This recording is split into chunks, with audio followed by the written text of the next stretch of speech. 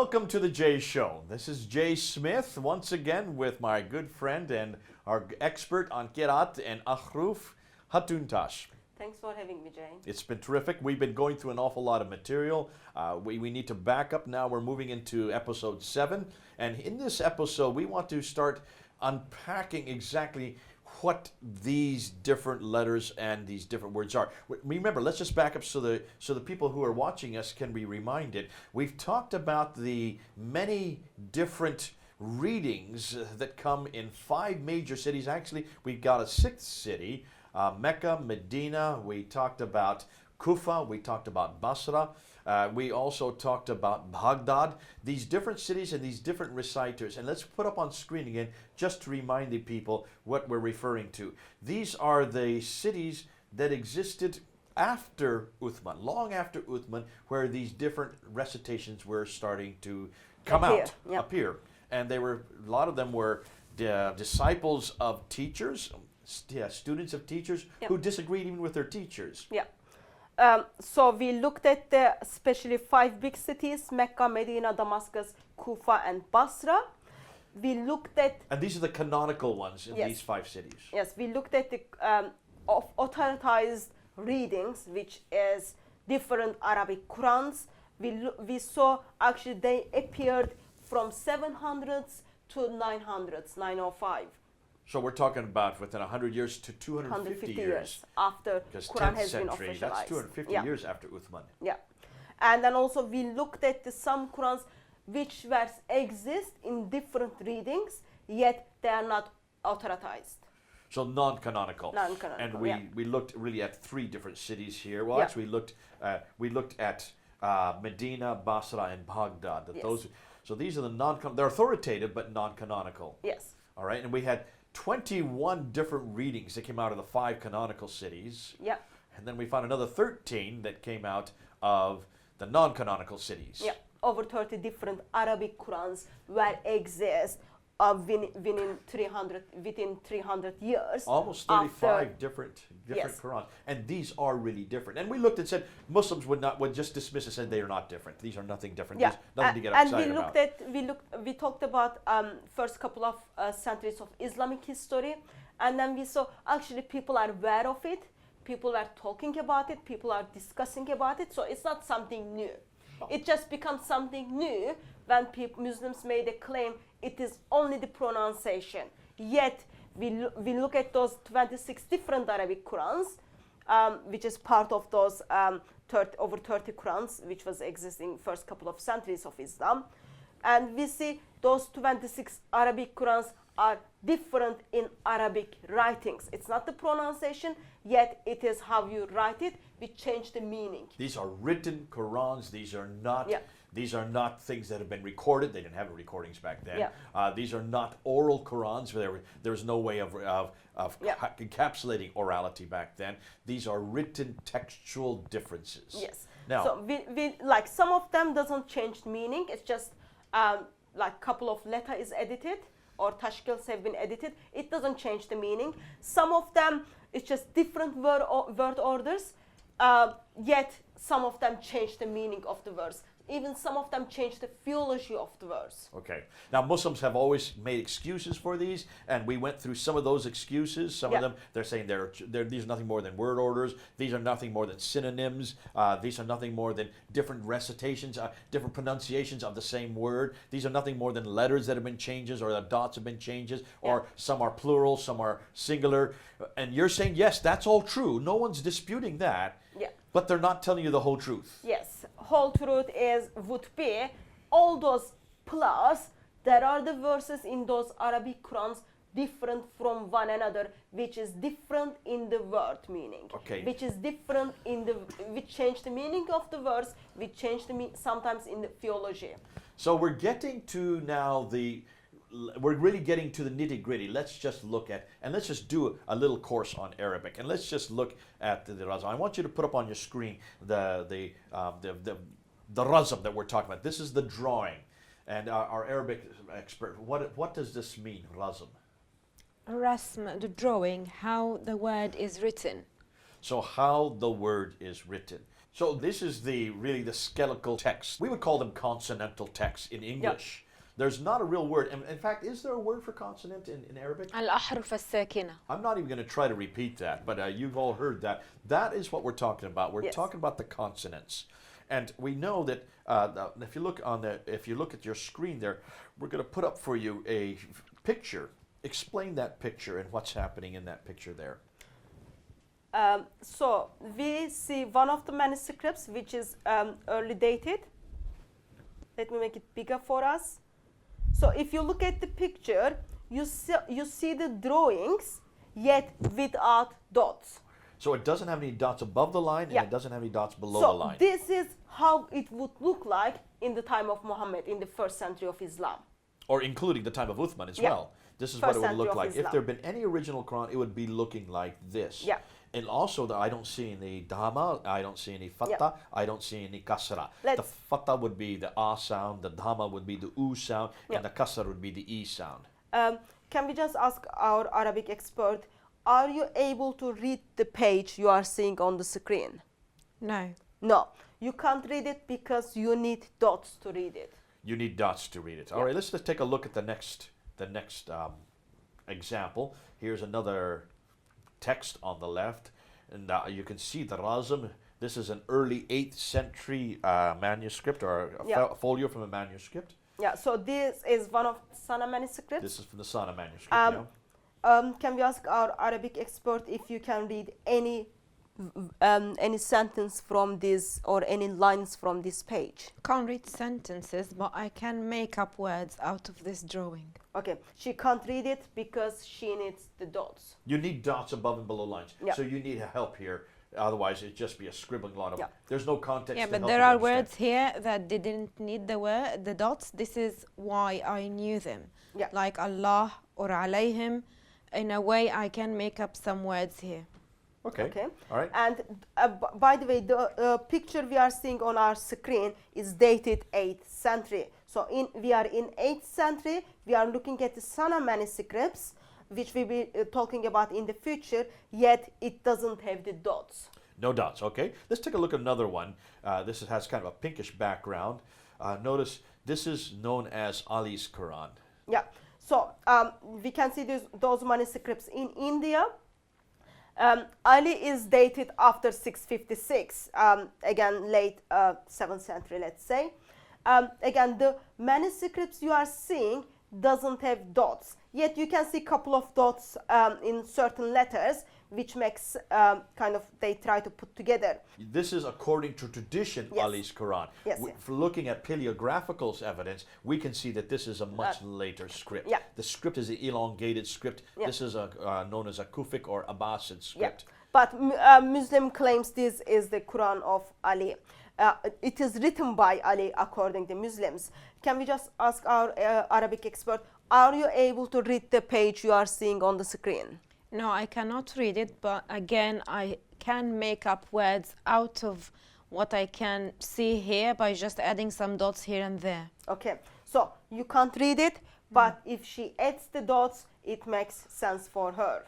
So if you were to get a newspaper like this on a Sunday morning or on a Monday morning, any morning, you would not know what was really being written here. You would have a difficult time. I need the dots, of course. You have to have the dots. Yeah.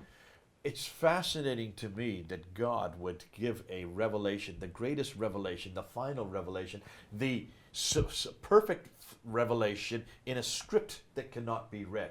Why would God in his wisdom have chosen this script, this language, when it could not have accommodated? When he had other languages he could have chosen. He had Greek at his disposal. We have the New Testament. Plus, Old Testament has been revealed in Hebrew. Hebrew already had all its vowelization centuries before this time. Why in the world would he go to another script, a completely different script that could not even accommodate it being read? Of course, that be the wisdom of Allah. We will never know why he did that. Okay, let's look at one more now. Let's take a look at the Topkapi. So Topkapi manuscripts are dated early 8th century, mid 8th century. If you look at the picture, you can see some dots in the red color. Can we just ask our Arabic expert, are you able to read the page you are seeing on the screen? No, I cannot. Okay. she can't read it because it needs dots to make sense. So, So here we you are have again in 8th century, mid mid 8th 8th century. yet still we can't read the Quran. We still cannot read the Quran. And this is the Topkapi, the famous manuscript that is in the Topkapi Palace there in the Topkapi Museum in Istanbul, in Yeah. Turkey. We're going to get into that in a whole other sets of episodes on looking more at this. But what we're looking at here is there needs to be something, there needs to be help here. We need to be able to read this. Our expert over here cannot read it. So let's take a look at the Arabic itself. Now, the next slide that we have looks at the 28 Arabic letters. These are without any dots. Can you read these letters? There are, in the beginning, the first 3 drawings are exactly the same. One of them is ba, one of them is ta, and one of them is tha. But there's no way you could have known that No. had you not written in English below it. Yeah. And the same with the ones that knew that the 3 that follow after that, the jim, the ha, and the ka, right? Exactly. Now let's take a look at the next slide, because the next slide brings us up and tells us really what's going on here. Of the 28 consonantal letters, 6 are unique. Only 6 are unique. Let's go ahead and see what So, those 6 are. This is the alphabet, what it looks like today. Right. Okay, you already notice it has the dots. Our Arabic expert or even I can recognize they are different letter. So now the dots have been put in, suddenly the letters can be distinguished. So you're now bringing up each one, every one that you're circling in that yellow circle Yeah. are unique Dot- letters. All other letters has to have a dot for one individual to understand what it is. So of the 28, 22 need dots to distinguish them. Yes. Alif doesn't need dots. Ha doesn't need dots. Waw doesn't need dots. Mum doesn't need dots. Lam doesn't need dots. Qaf doesn't need dots. Okay, that's fascinating. All other 22 letter has to have a dot for individual to recognize what it means. And that's why you couldn't read those pages we were showing you. Yeah. You weren't able to do that because the dots were missing. Yeah. The diacritical marks were missing. Yeah. Now let's take a look and let's just do a little test here. Look at the next screen. And I want you to just, at the very top of the screen, you have just a really 3 letters put together. It's just 3 little smiley faces Yeah. put together in So- one line. That can be ta, ba, ta. 3 letters. Ta, ba, could- ta. It could be batata, Yeah, anything. tabata. So really, if you didn't have any dots, you wouldn't know what those 3 letters are. Now, our Arabic expert here, you have put set together just off the top of your head. You've come up with 19 different meanings. Can you go through those different meanings and explain them to us? Yeah, so it's same drawing, and we used the same drawing, and just by changing the dots, it made completely different words with completely different meanings. So, house, bait, it sprouted, nabata, stayed over, bayata, a girl or a daughter, bint, she built, banat, stood firm, thabata, grew, nabata, we repent, natub, he repents, yatub, she repents, tatub, I repented, tubtu, he spreads or he broadcasts, yabithu, she spreads or she broadcasts, tabithu, we spread or we broadcast, nabithu, he fixed or made firm, thabbata, she destroyed, tabbat, we destroy, natib, you destroy, tatib, it was destroyed, tabbat. Okay. Thank you. Thanks so much. We have now gone through 19 different words using the exact same 3 letters, you might say, without diacritical marks, by changing just the dots above or below the lines. She has come up with 19. And I imagine if you had more time, you could probably... There are more, yeah. There are many more. These are just the ones you've done real quickly, just for us for today, to show that you really have to have the dots to know the words. Because take a look at how many different words. Just look and see how they change the meaning completely. Yep. All right. Now, if that were the case, then I would suggest that the dots diacritical marks not only change the meaning of words, they change the meaning of verses. Yes. Remember, only from that three drawings, it could be ta, ba, ta, taha. That it could be lots of different letters, and then we just end up very simply 19 different words. So if you think about it, Arabic alphabet didn't have the dots in the time of Muhammad, in the time of Uthman, and in the time of Ali. Then how people able to write this and read it? That's right. Yeah. So it's obviously that this was done at a much later date Yeah. when the diacritical marks were introduced. We don't know exactly when they would be introduced. We do know that by the 8th century, diacritical marks were being introduced. We saw this with the Topkapi manuscript. Yeah, but Did you it hasn't fully finalized. We forgot to say something. Could you go back to that Topkapi and just go back to it? And I want people to look at it again, because when you look at the Topkapi, you will see that the dots that are introduced are a completely different color. These may even still have been introduced at a later time. Yes, yes. If you look at here, so I just circled the red ones. So it's different color, and if you look at it, not all of them has the dots yet. So it is just developing. So this is even the mid-8th century. They're still just being developed. And we don't even know whether these were there in the original Topkapi. They could have been added at a later date. That is one of the problems we have, Yeah. because no one has really done study on this. No one is able to do the study on this, because we're talking 1,300 years ago. Now let's go back, and I want to go back to so that's the diacritical changes, the need for the diacritical. Let's go back and let's look at the variants. I want you to go back on screen as you do this, looking at the variants on that we talked about earlier. This is a graph you had earlier. You looked at the 5 cities on the right, and you looked at the 3 cities on the left, and the different readings. Yeah.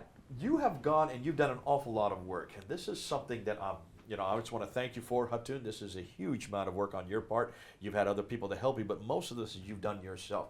You've actually gone through to find out variants. You've gone through to find out changes. Yeah. You've gone through all of these 26 Qur'ans that you've collected. There could be more beyond these 26. Am I not correct? Yeah, I don't have all the readings yet. I don't have all the different Arabic Qur'ans, but we've got 26 different Arabic Qur'ans plus Hafs Qur'an. Yeah. Now, how did you do this? What and where did you do, and what did you do to find these differences?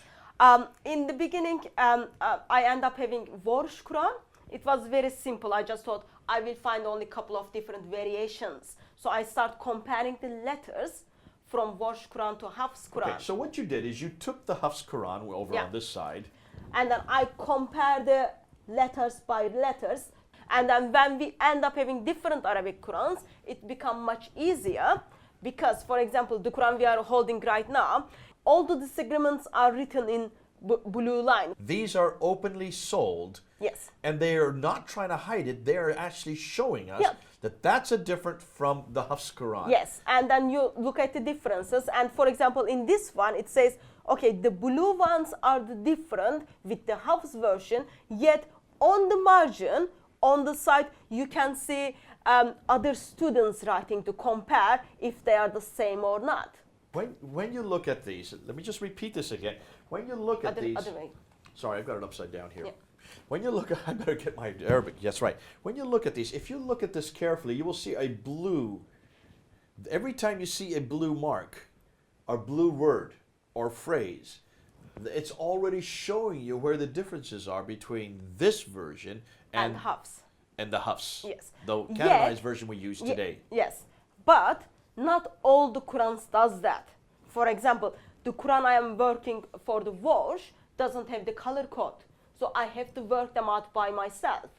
And this one is done in red. So Yeah. here you can see the red. Each one is in red, the Yeah. different. So- okay. yeah. They're not agreeing with this one. They have 2 different other. Yeah. So in other words, it's saying, take a look. We have lots of disagreement. There is no hiding. This is quite transparent. Yeah, it's open to everyone. So why is Only it thing is Muslims because in the it's West Arab- say they're exactly the same all over the world? They haven't had a chance to look at them. Only sad thing is because it's not English, hasn't been translated. That's make it difficult. It's not accessible to everyone. It is accessible to only Arabic speakers who are curious about their holy book. our Arabic expert has to use dictionary to figure out if they are the same meaning or not. Because there are it is sad to say, but it is written very poor Arabic, and it takes a lot of effort to find out what is the meaning of the word. I hope you're all following this. To me, this gobsmacked. I was gobsmacked when I heard you say this. And this is about a year ago that you came to me about this, and you said there are some problems, Jay. We've got to look at these Qurans. I'm finding many different readings in the Quran, and I've gone to my Arab expert who's sitting right here, and she has looked at these, and she has seen that these are not small differences. Yeah. These are huge differences. So we will be showing you the variations, examples from the variation. In some Qurans, you will be seeing we kind of circle the vocabulary, circle the word in the Quran, because in the beginning we thought, oh, it's only 30, 40 differences. Yet when we end up having thousands variations, Wait, differences. thousands of variations. Yeah. You're not suggesting really thousands. These Qurans are telling me there are 1,000 variations in those Wow. ones. Now let's just look at the graph that you've put Yeah. together. Let's put this up on screen. This graph is hugely telling, and I've just seen this recently, and I could not believe what you've come up with. This is what you've come up with so far. Yeah. This is not official. I don't think you'll find anywhere that anybody's mentioned this. There are the people who are working on those Qurans as well. There is a group, team is working in Australia. There is another team is working in London. There's another team here in London and Yeah. another one in Australia, but nobody has found as many as you have found. You have found by far I more than think anything else so far. It is practically difficult to have the access to Qurans. That's the reason. I know the Australian team only has 17 Qurans. Yeah. You've already found 26. But amongst the 26 you've looked at, we're just going to look at 23 on this graph. Yeah, the Quran, which was sent to Mecca under Ibn Kathir. So we've got the Quran of Al-Bazi and Qumbul. And then we see Al-Bazi's Quran is disagreeing with current Hafs Quran in 1094 different words. So 1094 variations from Al-Bazi to Hafs Quran. So between the Hafs al-Bazi and the Hafs, there's 1094. And Yeah. they're two students of Ibn Kathir. Yeah. And this is by the 9th century, they come up with over 1,000 differences. And between differences from Al-Bazi and Qumbul, who are the students of Ibn Kathir, is 312. So two students are disagreeing in 312 areas, words, with their teacher, yet Al-Bazi is disagreeing with Hafs in 1094 words. Okay, let's go to Nafi. Is this correct? Why don't you repeat these? نافع. Nafi.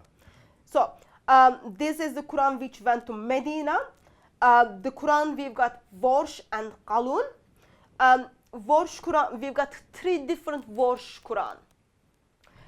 With main Warsh Quran, there is 1,354 differences from the Hafs. That's the minimum, by the way. Qalun Quran is different from the Hafs Quran in 1,732 words. Goodness sakes. Okay, let's come down to Damascus. In Damascus, we've got Ibn Amir. His Quran is disagreeing with Hafs Quran in 2,743 areas. That you have found. Yes. Okay. Those are the approximate numbers, of course. And then he has 2 students, هشام ابن ذكوان. and Hisham has 1,347 variations with Hafs Quran. Okay. And in Kufa, we've got Hamza's Quran. He has 2 students. خلف خلاد. Yes. Khalaf has 2 different Qurans. One of them is Dohraway. It has 2,629 variations from the Hafs Quran. Hold on a minute. Are you saying that Khalaf came up with 2 different derivations? Yeah, one of them is Dohraway and other one is normal. So Dohraway is 2,629 variations from the Hafs Quran, and other Quran belong to him is, or addressed to him is 2,890, contains 2,892 variations. Goodness sake. Yet between those two students, there is 601 variations. So two students are disagreeing in 601 different areas. Okay. Yet it is almost in the same timeline if you look at the timeline. We're going to have to bring it down there. We're going to have to come back to this in the next episode.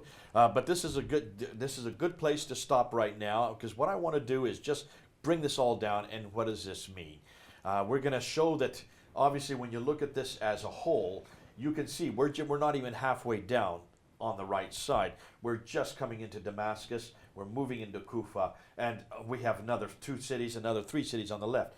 We're talking about 1,000. When you said 1,000, I was almost ready to laugh, because I thought maybe just even one difference or even 2 differences would make it problematic. That's what we were expecting in the beginning. That's why I said some of the Qurans we circle the vocabulary. Yet when you put all of them together, without those 6 Qurans we haven't touched yet, there are 43,985 variations with Hafs. 43. We're going to get to that in the next episode and unpack that more. But what this obviously shows me is there's an awful lot of disagreement, huge amounts of disagreements. And I think Muslims are going to have to pay attention to what we're saying. Yeah. You cannot dismiss this as simple variations in spelling, variations in reading that all mean the same thing. Yeah. Obviously, this is human intervention. Lots of humans. Students who disagree with each other. Student who disagrees with himself. Yeah. Because of this, we've got to spend more time on this. We're going to come back to this. We're going to bring this up again. I want to thank you so much, Hatun, for coming along. This has been great. The amount of work you've done, it just exhausts me. Thank you so much. It was big teamwork. So, because we do concern for the eternity of our dear Muslim friends. So we need to help them out. God bless you. God bless you for coming along. We'll see you in episode 8. Over and out. This is Jay at The Jay Show.